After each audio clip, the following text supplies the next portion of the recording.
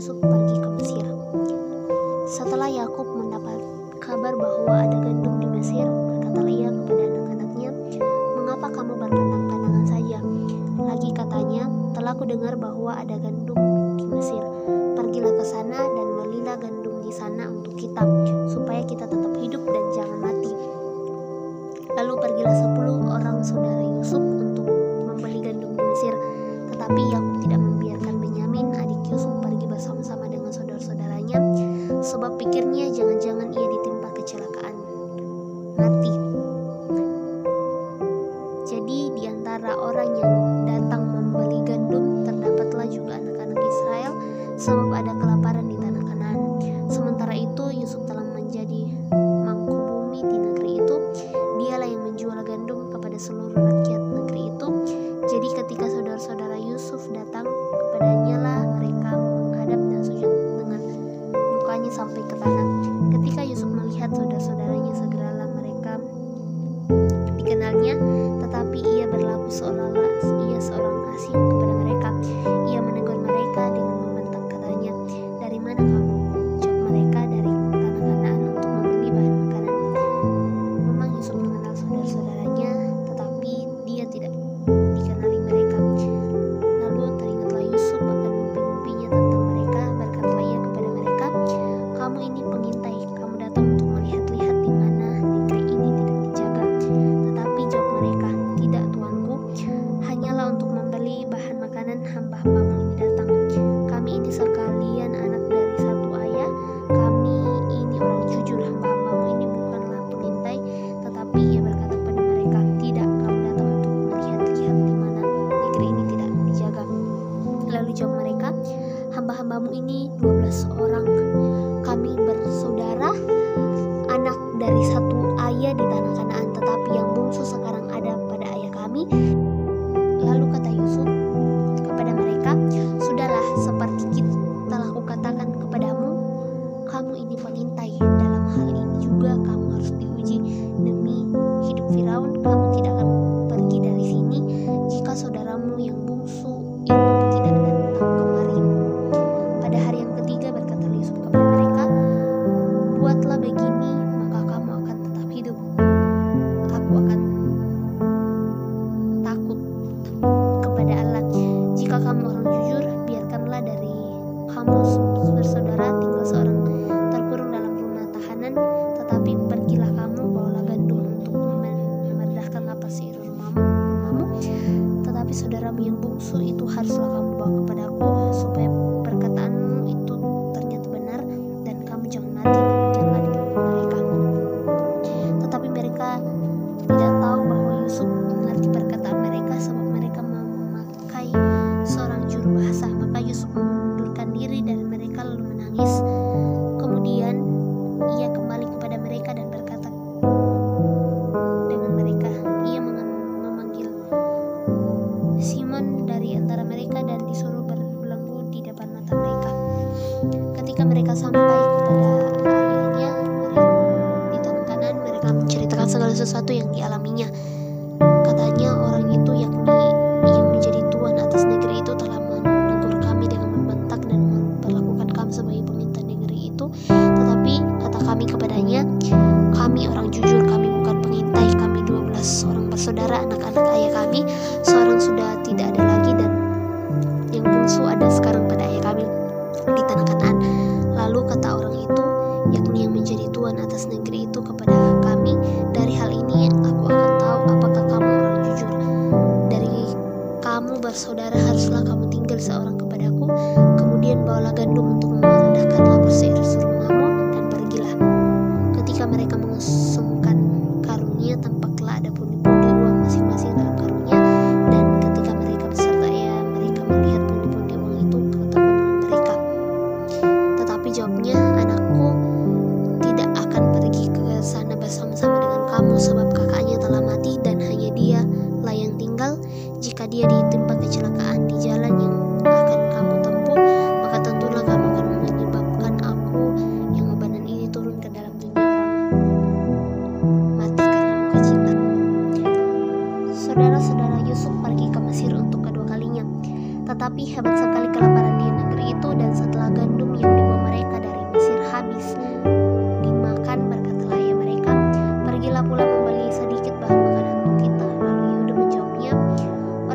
memperingatkan kami dengan sungguh-sungguh kamu tidak boleh melihat mukaku jika adikmu itu tidak ada bersama-sama dengan kamu.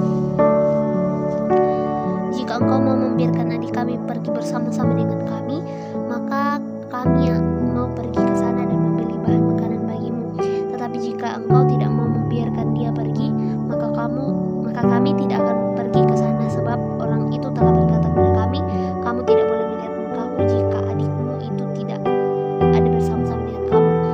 Lalu berkatalah Israel, mengapa kamu mendatangkan malapetaka kepadaku dengan memberitahukan kepada orang itu bahwa masih ada adikku seorang?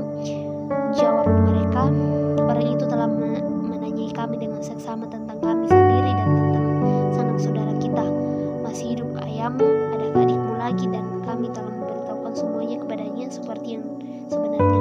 Bagaimana kami dapat menduga bahwa ia akan berkata, bawalah dia kemari adikmu itu. Lalu berkatalah Yehuda kepada Israel ayahnya, biarkanlah anak itu pergi bersama-sama dengan aku, maka kami akan bersiap dan pergi, supaya kita tetap hidup dan jangan mati, baik kami maupun engkau dan anak-anak kami. Akulah yang menanggung dia, engkau boleh mengambil dia daripadaku jika aku tidak membawa dia kepadamu dan menempatkan dia di depanmu, maka akulah yang berdosa terhadap engkau. Lalu orang-orang itu mengambil persembahan itu dan mengambil uang 2 kali lipat banyaknya beserta Benyamin juga. Mereka bersiap dan pergi ke Mesir. Kemudian berdirilah mereka di depan Yusuf. Ketika Yusuf melihat Benyamin bersama dengan mereka, berkatalah ia kepada mereka, bawalah orang-orang ini ke dalam rumah, sembelihlah seekor hewan dan siapkanlah itu, sebab orang ini aku akan makan bersama-sama dengan dia pada tengah hari ini. Orang itu melakukan seperti yang dikatakan Yusuf, dan dibawanyalah orang-orang itu ke dalam rumah Yusuf. Lalu ketakutanlah orang-orang itu karena mereka dibawa ke dalam rumah Yusuf. Kata mereka, yang menjadi sebab kita dibawa ke sini ialah perkara uang yang dikembalikan ke dalam karung kita pada mulanya itu. Sesudah itu Abraham mendapat kabar juga Milka telah melahirkan anak-anak laki-laki bagi Nahor saudaramu. Keledai kita diambil. Setelah anak itu sulung membawa mereka ke dalam Bus, rumah Yusuf, adiknya, dan diberikannya kamu yang air ayah Aram, supaya juga mereka Keset, membasuh kaki Hasor, juga keledai. Pildas, Mereka diberi makan. Yitlab, Sesudah dan itu Betuel, mereka dan menyiapkan Betuel persembahan. memperanakkan Ribka. Menantikan Kedelapan Yusuf orang datang inilah pada dilahirkan waktu Milka hari, bagi Nahor sebab saudara mereka telah Abraham mendengar bahwa dan mereka akan Rindik makan di Nahor situ. yang namanya Reuma Jawab mereka, melahirkan anak juga hambamu yakni ayah Tebagaham, kami ada Tanas selamat dan yang masih hidup. Maakam. Sesudah ia berlututlah mereka dan sujud. Pasal Ketika Yusuf 23, memandang kepada Sarah mereka, mati dan dilihatnya Benyamin adiknya yang Sarah seiman hidup dia, lalu katanya, ini adikku 127 yang tahun bungsu itu lamanya, yang telah itulah kamu umur sebut-sebut Sarah. kepadaku. Kemudian Lagi matilah katanya, Sarah Allah di kiranya Kiriat Arba yaitu memberikan Hebron kasih di karunia tanah kepada Kanaan. anakku. Lalu Lalu Abraham segeralah datang Yusuf meratapi pergi dan dari situ, menangisinya. sungguh hatinya sangat terharu Sesudah itu merindukan Abraham adik-adiknya bangkit itu, dan dan meninggalkan istrinya dicarinya mati tempat itu, untuk lalu berkata menangis. Ia kepada masuk ke Bani dalam Het, kamar, lalu aku menangis ini di situ. seorang asing Sesudah dan itu pendatang di dibasuhnya antara kamu. mukanya dan Berikanlah kiranya kuburan ia milik tampil kepadaku keluar di dengan tanah kamu hatinya ini, yang supaya berkata, kiranya aku dapat hidangkanlah mengantarkan dan makanan. menguburkan Lalu istriku yang mati dihidangkanlah itu. makanan bagi Bani Yusuf Het menjawab tersendiri, bagi Abraham, saudara-saudaranya tersendiri, dan bagi dengarkanlah orang-orang Mesir kepada yang kami tuanku. bersama-sama makan dengan Tuanku mereka. ini seorang raja agung Lalu di tengah-tengah disajikannya kepada kami. mereka hidangan Jadi dari meja Yusuf, kuburkanlah tetapi istrimu yang mati diterima itu Benyamin dalam adalah kuburan 5 kami yang kali lebih terpilih. banyak Tidak akan daripada ada setiap seorang orang pun yang dari lain. kami Lalu yang menolak menyediakan kuburannya minumlah mereka bagimu dan untuk bersukaria menguburkan bersama-sama istrimu dengan dia. yang mati itu. Kemudian Ialah bangunlah Yusuf Abraham lalu hilang sujud dan kepada hilang. Bani Het, Sesudah penduduk negeri itu, diperintahkannyalah kepada serta berkata kepada mereka, jika kepala kamu rumahnya, setuju bahwa silakan aku mengantarkan dan menguburkan istrimu yang mati itu, maka dengarkanlah aku dan tolonglah mintakan kepadaku sangat kepada Efron bin Nahor, supaya ia memberikan kepadaku buah Mahpelah miliknya itu yang terletak di ujung ladangnya. Baiklah itu diberikannya kepadaku dengan harga penuh untuk menjadi kuburan milikku di tengah-tengah kamu. Pada waktu itu Efron hadir di tengah-tengah Bani Het. Maka jawab Efron, orang Het itu kepada Abraham dengan didengar oleh para Bani Het, oleh semua orang datang di pintu gerbang kota. Tidak, tuanku, dengarkanlah aku. Ladang itu kuberikan kepadamu dan buah yang baik dan buah yang di sana pun kuberikan kepadamu. di depan mata orang-orang sebangsa, sebidang tanah dengan harga 400 shikal perak. Apa artinya itu bagi kita? Kuburkanlah saja istrimu yang mati itu. Lalu Abraham menerima usul Efron, maka ditimbangnya lah perak untuk Efron sebanyak yang dimintanya dengan didengar oleh Bani Het itu, 400 shikal perak, seperti yang berlaku di antara para saudagar. Demikianlah dari pihak Bani Het ladang dengan gua yang ada di sana diserahkan kepada Abraham menjadi kuburan miliknya. Biarlah ia mati, juga kami akan menjadi budak tuanku. Sesudah itu berkatalah ia, ya usulmu itu baik, tapi pada siapa kedapatan piala itu, hanya dialah yang akan menjadi budak, dan kami yang lain itu bebas dari salah. Ketika Yehuda dan saudara-saudara sampai ke dalam rumah Yusuf masih ada di situ. Setelah mereka sampai ke tanah, di depannya berkatalah Yusuf kepada mereka, perbuatlah apa yang kamu lakukan ini. Tidakkah kamu tahu bahwa seorang yang seperti aku ini pasti dapat menelaah? Tetapi jawabnya, jauhlah daripada aku untuk berbuat demikian. Pada siapa kedapatan piala itu, dialah yang akan menjadi budakku. Tetapi kamu pergilah kembali dengan selamat kepada ayahmu.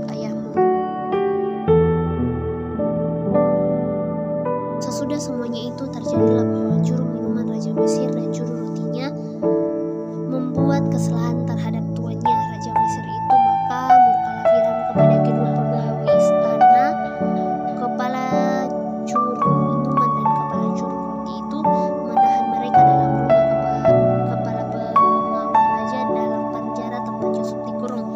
Kepala pengawal raja menempatkan Yusuf bersama-sama dengan mereka untuk melayani mereka. Demikianlah mereka ditahan beberapa waktu lamanya.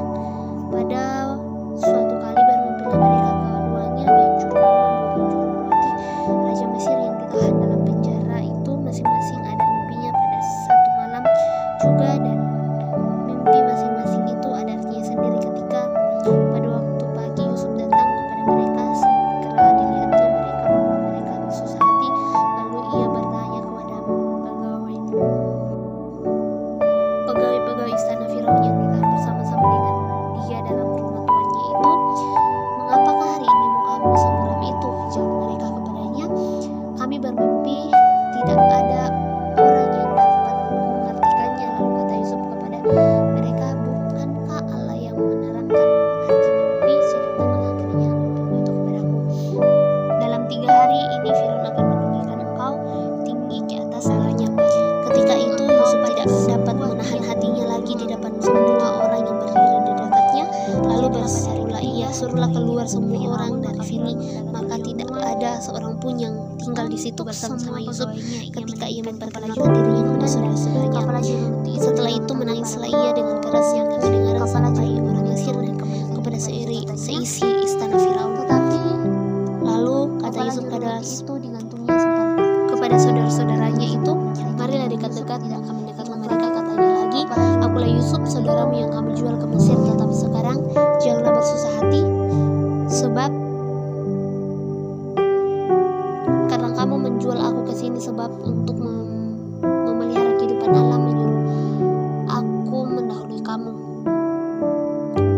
Di sanalah aku memelihara engkau, sebab kelaparan ini masih ada 5 tahun lagi, supaya engkau jangan jatuh miskin bersama seisi rumahmu dan semua orang yang ikut serta dengan engkau. Dan kamu telah melihat dengan mata sendiri dan saudaraku Benyamin juga bahwa mulutku sendiri mengatakan kepadamu. Lalu dipeluknya lah leher Benyamin adiknya itu, dan menangislah ia, dan menangis pula lah Benyamin pada bahu Yusuf. Ketika dalam istana Firaun terdengar kabar bahwa saudara-saudara Yusuf datang, hal itu diterima dengan baik oleh Firaun dan pegawai-pegawainya. Demikianlah mereka pergi dari tanah Mesir dan sampai ke tanah Kanaan kepada Yakub ayah mereka. Mereka menceritakannya kepadanya, Yusuf masih hidup, bahkan dialah yang menjadi kuasa atas seluruh tanah Mesir. Tetapi hati Yakub tetap dingin, sebab ia tidak dapat mempercayai mereka. Kata Yakub,